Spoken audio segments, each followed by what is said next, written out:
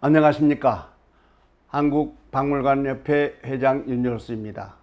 오늘 민화 얘기는 어해도, 물고기 그림 얘기인데요. 고기와 개를 어해라고 얘기를 합니다. 그래서 바닷속에 사는 물고기, 민물고기를 모두 합쳐서 그려진 민화들을 어해도, 어락도, 물고기가 즐겁게 논다고 그래서 어락도라고도 하죠.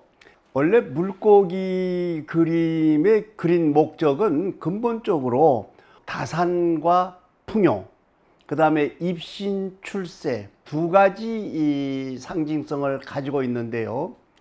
결국은 물고기 알이 가장 많습니다, 숫자가.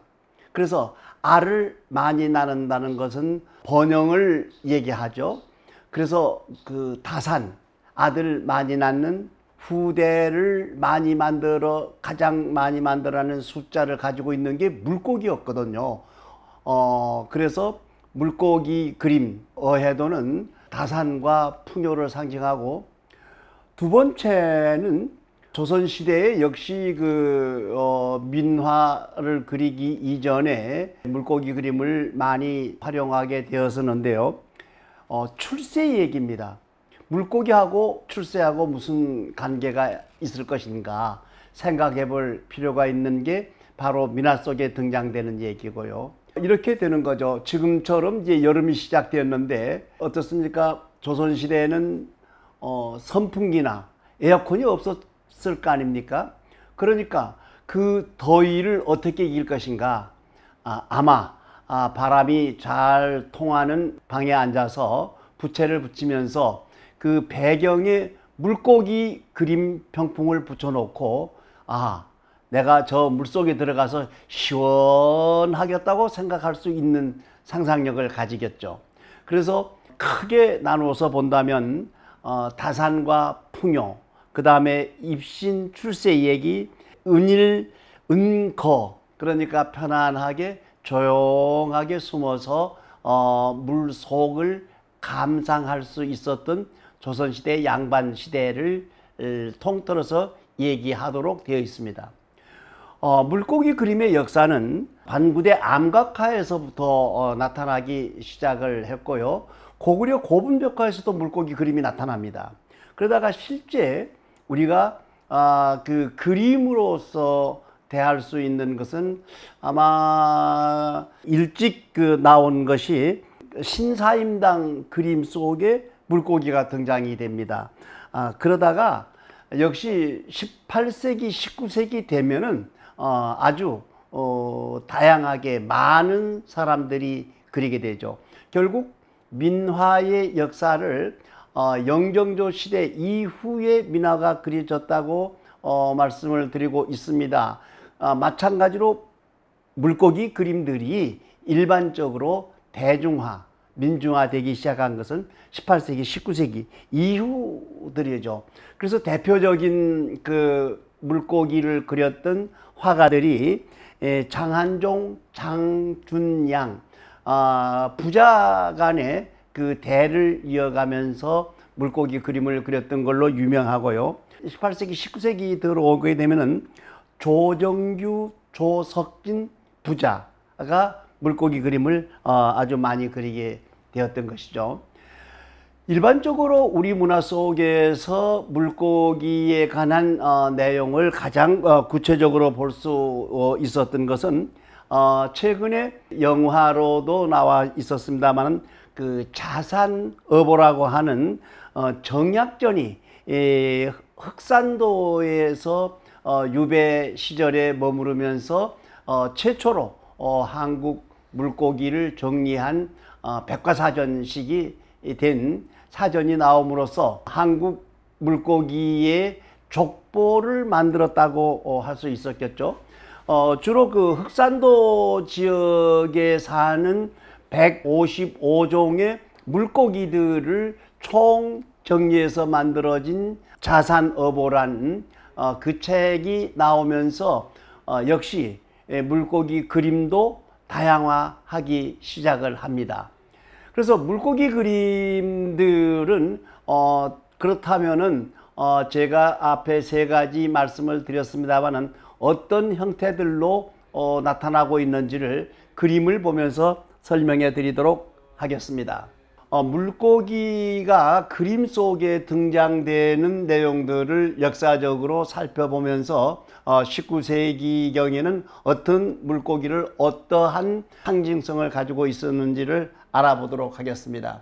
지금 보이시는 반구대 암각하에 고래를 비롯해서 물고기들이 꽤 많이 등장되는 게 우리 문화 속에서는 가장 연대가 올라가는 물고기 그림이고요. 18세기, 19세기경에 민화가 발전, 유행하는 것처럼 역시 이 평풍 속에 등장되는 그 그림들을 보면은 아마 젊은 부인의 아기를 안고 있는 게 아마 돌 기념 잔치나 됐을 겁니다. 그렇지만 이 상당한 그 부유층의 부인 같습니다. 문제는 뒤에 치고 있는 이 물고기 병풍은 어떤 의미로 뒤에다가 아이 돌잔치에 사용했을까요? 문제는 알을 많이 낳기 때문에 다산과 관계된, 그러니까 집안이 자손이 풍성하고 많이 그 번성되기를 기원하는 뜻에서 이런 평풍을 치고 잔치를 했던 것 같습니다. 이 물고기는 한국적 어약 영일이라는 얘기로 나오는데요. 약리도라고도 씁니다. 이게 뛰어오르는 잉어 이 얘기입니다. 리자가 그 잉어 리자를 써서요. 그래서 이런 그림들을 민화 속에서 많이 찾아볼 수가 있는데요. 지금 자세히 보시면 아침에 해가 바다 위에서 떠오르는 시간, 그러니까 해가 뜨는 시간이라는 게 새벽 시간을 얘기하죠. 그래서 물속에 있었던 잉어가 뛰어오르는 장면을 간략하게 그려놓고 이 내용을 들여다보면은 이렇게 얘기되죠. 아주 거센 물결이 일어나고 있는 그런 그 바다나 강 이런 쪽에, 특히 이 강물에서 물살을 거슬러 올라가다가 상당 부분 이렇게 폭포 같은 걸 만나죠. 폭포 같은 걸 만났을 때 물고기가 그 폭포를 뛰어오르기 위해서 모두 뛰어오릅니다. 그렇지만 쉽게 그 폭포를 거슬러 올라갈 수가 없죠. 그렇지만 새벽에 가장 기가 강한 시간에 힘을 비축했던 물고기가 폭포를 뛰어오르면은 용이 된다는 설화죠.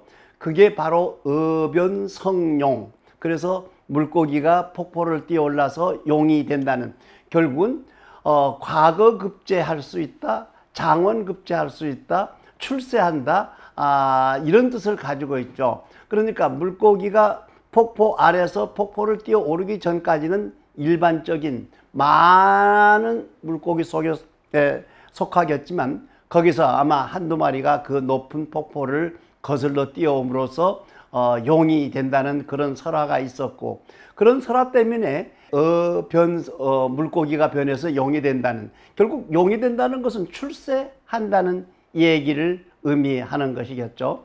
그런데 재밌는 것은 여기에 지금 그림에서 보시는 것처럼 대부분의 물고기들이 수염이 있습니다.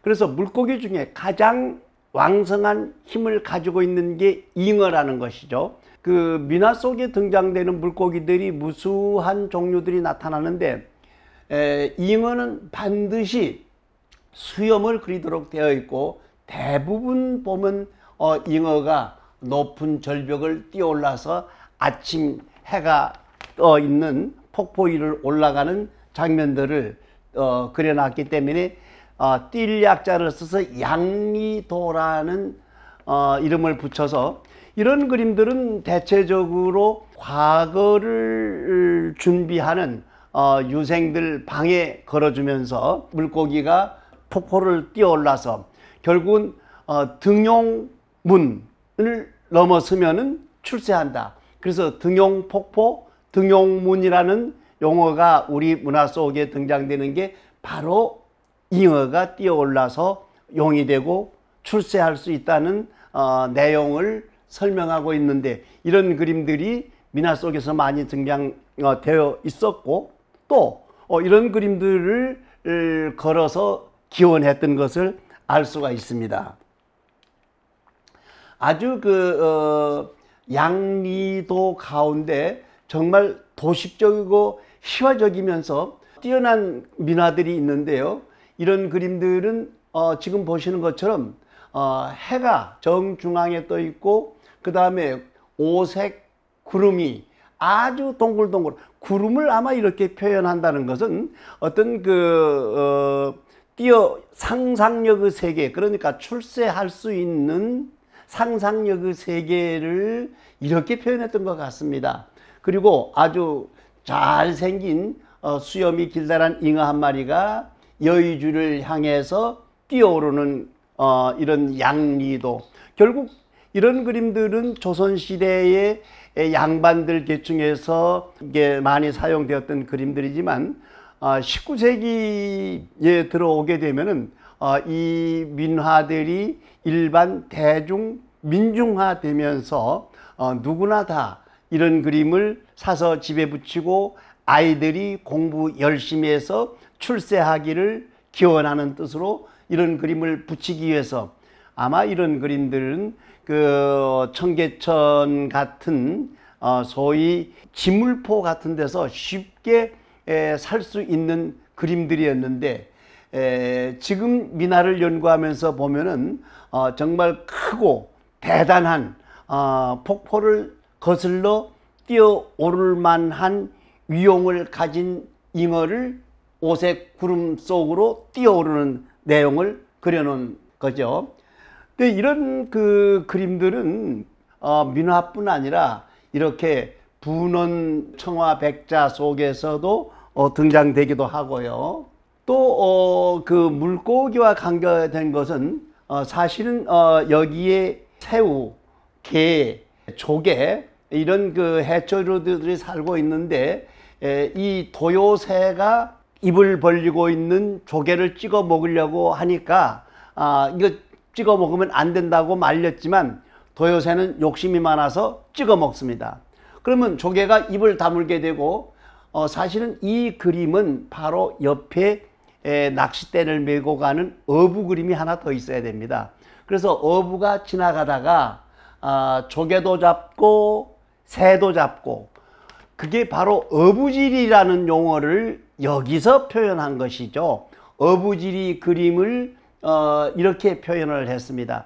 민화 속에는 이런 그림들이 상당히 등장되고 있는 것을 볼 수 있고요.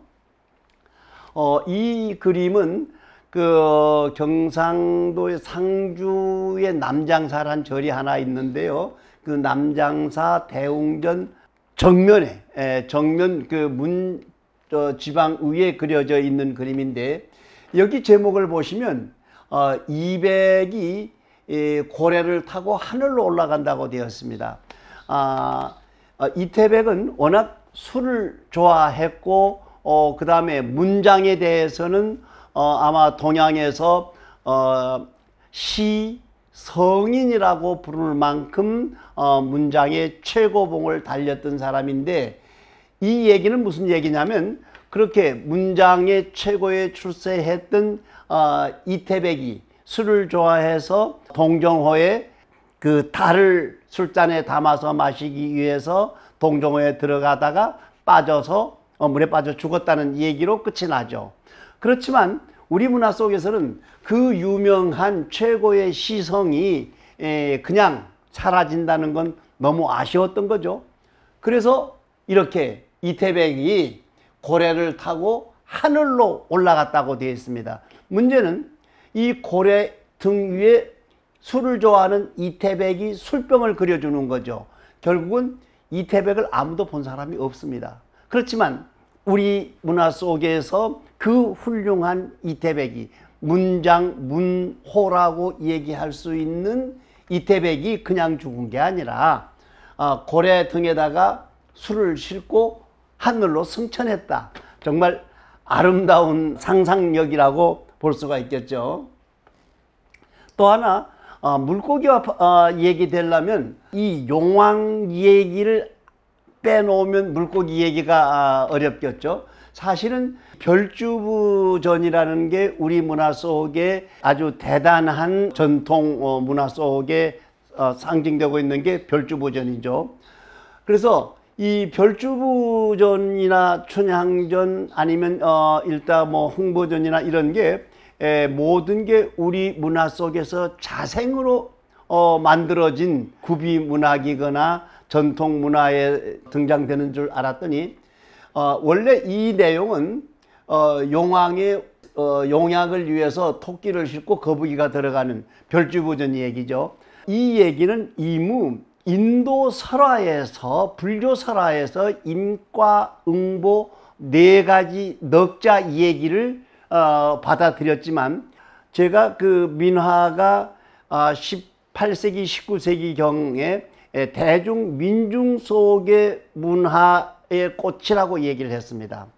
불교를 따라 들어왔던 이 별주부전 얘기가 사실은 어떻습니까? 우리 문화 속에서 이 별주부전 얘기는 아주 재미있게 이렇게 하나의 책으로 엮고는 그것을 볼 수가 있는데, 문제는 그 용왕이 살고 있는 세계가 있었고 용왕의 가장 핵심 참모가 오래 사는 천년을 산다는 거북처럼 노대신 같은 아주 훌륭한 신하가 육지에서 지금 토끼를 속여서 용왕의 간을 바치기 위해서 들어가는 장면, 그야말로 물고기와 물속의 이 얘기들이 이 어해도 속에 등장되는 것을 보면은 일반적인 그 문화의 영향을 훨씬 더 재미있게 각색을 하고 상상력을 발휘해 가지고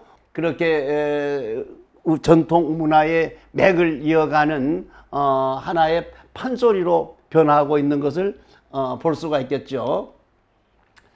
이렇게 그림이 가령 민화뿐 아니라 문인화 속에서도 이런 그림들이 많이 등장되고 있었고요.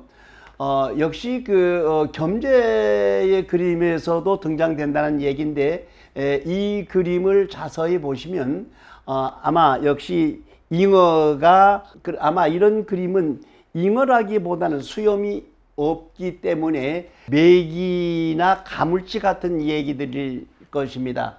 무슨 물고기인지는 정확하지 않습니다. 어쨌든 중요한 것은 이렇게 물속에서 뛰어 오르는, 결국은 등용문을 통과하기 위해서 어변성룡과 같은 입신 출세와 관계된 내용들을 은유적으로 그려놨다고 봐야 할 것입니다. 아마 이 그림이 전형적인 메기이면서 또 여기에 수염 난 것을 보면은 이게 메기의 일종도 수염이 나게 되어 있죠. 그래서 이 메기 같은 경우도 아주 재미있는 우리 민화 속에서는 등장되는데요. 메기가 상당히 그 미끄러운 물고기의 종류죠. 그래서 미꾸라지나 뱀장어, 메기 이런 그림들을 어떻게 표현을 하면은 그러니까 수많은 그 유생들 중에서 그 중에서 뛰어난, 결국 물고기를 잡았었을 때 잡히지 않고 미끈덕거리면서 탈출하는 뛰어난 그 잠재력을 가진 상징물로 유명했던 거죠. 그래서 메기나 뱀장어, 미꾸라지 이런 동물들이 많이 나오는데, 이 민화 속에 등장되는 민중들의 물고기에 관한 얘기 중에서 미꾸라지가 용이 되었다는 설화가 나온다든가, 썩어도 준치, 그 다음에 전어 굽는 냄새는 집 나간 며느리도 들어온다. 아무튼 이 물고기와 관계된 민중 속에 이런 설화나 용어들이 상당히 많이 등장되고 있었고, 이런 것들이 바로 물고기 그림 속에 등장되고 있었는데, 이런 그림들을 이렇게 과감하게 그림 속에 표현하고 있는데, 이런 그림은 역시 민화 속에서나 가능한 얘기지, 아마 이게 문인화 속에서는 이런 내용들, 속담과 속어나 이런 내용들과는 약간 거리를 두고 있다는 것을 알 수가 있습니다. 역시 별주부전 속에 들어있는 자라와 거북, 결국은 바다에는 거북이 살고 민물 강에는 자라가 사는데, 자라와 남생이가 이게 약간의 형태가 달라서 구별이 되고 있습니다. 근데 그림 속에서는 모든 것을 거북이, 역시 거북은 지난번 몇 번씩 얘기가 나왔습니다마는 천년을 사는, 오래 사는 물고기 장생들 중에 하나. 그러니까 이 물고기의 상징들이 지금 말씀드린 입신 출세와 풍요뿐 아니라 장수 속에서도 많이 등장되었다. 결국 물고기들을 우리 생활 속에서 아주 다양한 분야로 상징성을 만들어내게 되었고, 실제로 그런 내용과 관계된 것을 믿었던 것이죠. 역시 이런 병풍들에서 보면은 여기에 보이시는 것처럼 물고기와 물속에서 수영을 하고 모시조개나 꼬막 같은 것도 있고, 그 다음에 거북이나 이런 물고기들이 아주 평화롭게 놀고 있는 내용. 아까 제가 잠깐 말씀드린 것처럼 이런 병풍을 오늘같이 이렇게 무더운 여름에 아마 병풍을 치고 이 병풍을 보면서 무슨 생각을 하고 감상을 했을까요?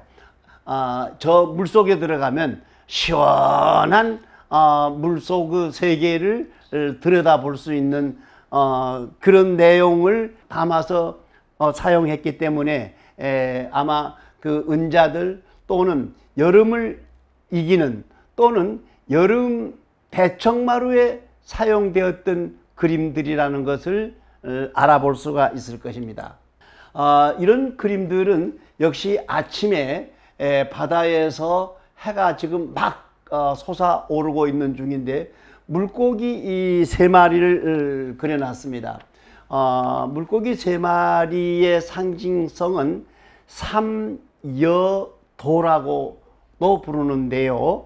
삼여도라는 건 그 여자가 여유로울 여자, 그러니까 3가지의 여유로운 내용의 상징을 그려놓은 건데요. 유명한 위지에 동우라고 하는 훌륭한 학자가 있었습니다.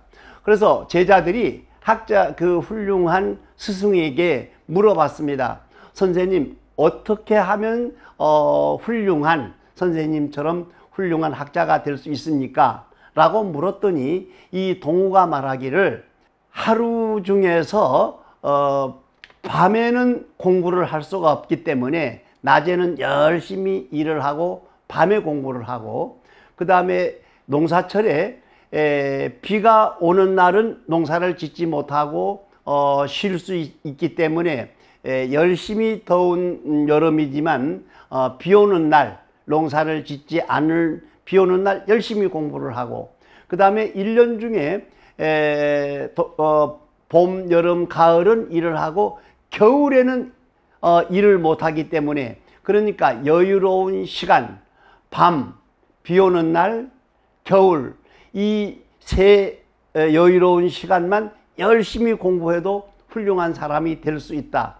그래서 삼여도라고 하는 용어가 크게 유행이 되었었고, 거기에 맞춰서 물고기 3마리를 그렇게 그려놓은 삼여도 상징을 할 수 있는 그림들이 민화 속에 많이 등장되고 있다는 사실입니다.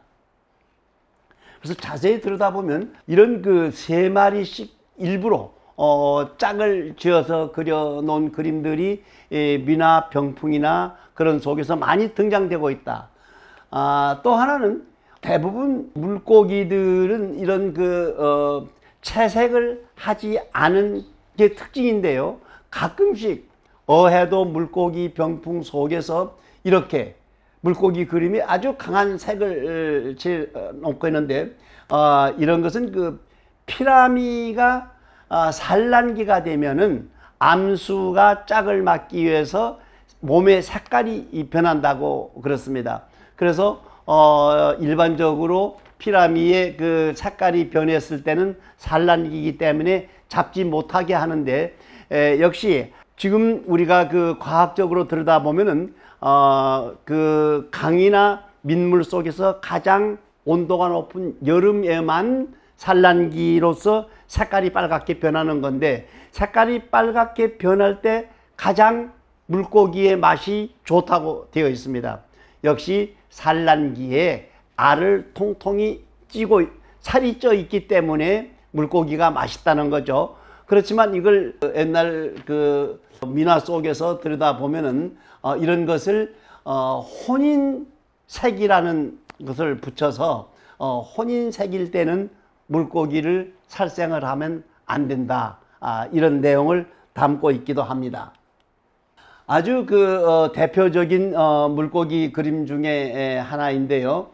이렇게 뾰족한 산 밑에 전체를 다 물이 흘러가는, 그 다음에 물이 흘러가는 것도 가끔씩 수초가 있어 가지고 물고기가 이렇게 약간 휘어져 가는 내용들을 그려놓은 병풍인데요. 민화 속에서 다양한 화제들이 있지만 이 어해도들이 의외로 많이 남아 있었고, 그 다음에 나름대로 이 작가의 살고 있는 위치, 환경, 자연 환경 속에서 그림을 그렸기 때문에 차이점들이 있다. 실제로 이 안에서 지금 물고기 그림은 산과 강, 그래서 강물 속에 있는 물고기들을 많이 그렸는데요.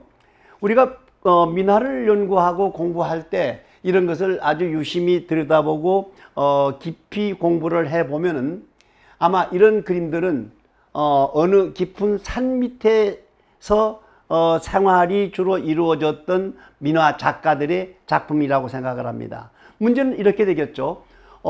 동해 안에는 비교적 그 모래가 많고, 그래서 동해 안에 있는 물고기들의 종류하고 이게 약간은 좀 다르겠죠. 동해 안에서 그려진 그림들 또는 동해 안에 있는 물고기의 대표성을 띈 그림들은 학꽁치, 청어, 갈치, 문어, 개복치, 이런 것이 조선시대 가장 많은 물고기들이었고, 동해 안 지역에서 그려진 민화 물고기 그림들은 이런 고기들이 등장이 되고요. 그 다음에 서해안에는 우리가 잘 아는 것처럼 뻘밭이 많습니다. 그래서 뻘과 관계되어 있는 예를 들어서 뭐 날치, 망둥어, 성대, 웅어, 아기, 쏠종개, 홍어, 이런 그림들, 이런 물고기가 많이 살게 되었었고, 이런 그림들인 서해안 지역의 작가들에 의해서, 그래서 결국은 이런 것이 하나의 지역적인 특색으로 바뀌기도 하죠.